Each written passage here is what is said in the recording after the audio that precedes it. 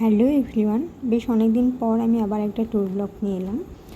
দেখে বুঝতেই পারছো এটা একটা দীঘারই ভিডিও হতে চলেছে। একদমই তাই, দীঘার জগন্নাথ মন্দিরের একটি ভিডিও। আমরা বেশ কয়েক মাস আগে সেখানে গিয়েছিলাম। সেখানে আমরা গিয়ে কী করলাম, কী দেখলাম আর কী মজা করলাম সেগুলোই শেয়ার করব তোমাদের সাথে। চলো দেখতে থাকো, আশা করি ভালো লাগবে। এখন আমরা সবাই মিলে রওনা দিয়েছি মন্দিরের উদ্দেশ্যে।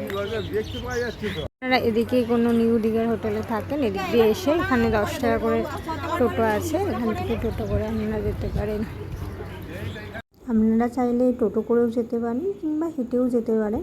আমরা হেঁটেই গিয়েছিলাম, সবাই মিলে গল্প করতে করতে পৌঁছেও গেলাম। গাইস, আমরা চলে এসেছি ফাইনালি মন্দিরের সামনে। জুতো খোলার অনেক লাইন দেখতে পাচ্ছি। মন্দিরের বাইরেই ফ্রিতে জুতো রাখার সম্পূর্ণ ব্যবস্থা আছে। আপনারা সেখানে জুতো রেখে টোকেন কালেক্ট করে তারপর আপনারা মন্দিরের ভিতর যেতে পারবেন। আমরা হরিপাল এসেছি, এটা আমার মেয়েকে নিয়ে আমরা এসেছি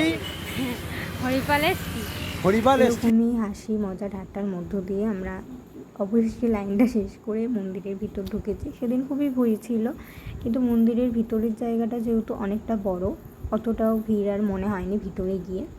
সে যাই হোক, এবার আমি টাইমিংটা বলে দিই।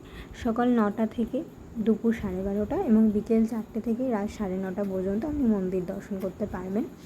আর ভিতরটা যেহেতু খুবই বড়, গিয়ে ভালোও লাগবে। অনেক ফুল গাছ আছে, অনেক দেখার জায়গা আছে। তো একটু বিকেল করে যাবেন, তাহলে খুব ভালোভাবে দেখতে পারবেন।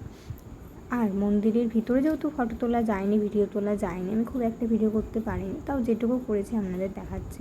সামনেই ছিল জগন্নাথ দেবের একটা মূর্তি এবং নারায়ণ দেবের মূর্তি, খুবই সুন্দর ছিল। তারপর আমরা ভালোভাবে দর্শন করে যখন বাইরে বেরোলাম, তখন তো ভিড়টা এরকম ছিল।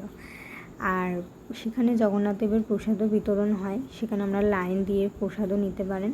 মন্দিরের ভিতর তো জগন্নাথ দেবের গান সবসময় বাজছে। আর আপনারা যদি জানেন এরকম একটা সন্ধ্যাবেলায়, তাহলে যদি একবার বসেন মন্দিরে, আর মনে হয় না যে আবার উঠে আসি। এরকমই একটা শান্ত পরিবেশ, খুব সুন্দর লাগলো আমার মন্দিরে গিয়ে। পুরীর জগন্নাথ মন্দির তো সবার আগে অবশ্যই, কিন্তু যদি একদিনের কোনো ছুটি পান, ভাবছেন কোথায় যাবেন, তো দীঘা চলে যান। দীঘাতে যখন জগন্নাথও দর্শন করুন, সমুদ্রের ঢেউ খান, মজা করুন, আনন্দ করুন। সবাই ভালো থাকুন। আশা করি আজকের ভিডিওটা ভালো লেগেছে। দেখা হচ্ছে অন্য কোনো ভিডিওতে।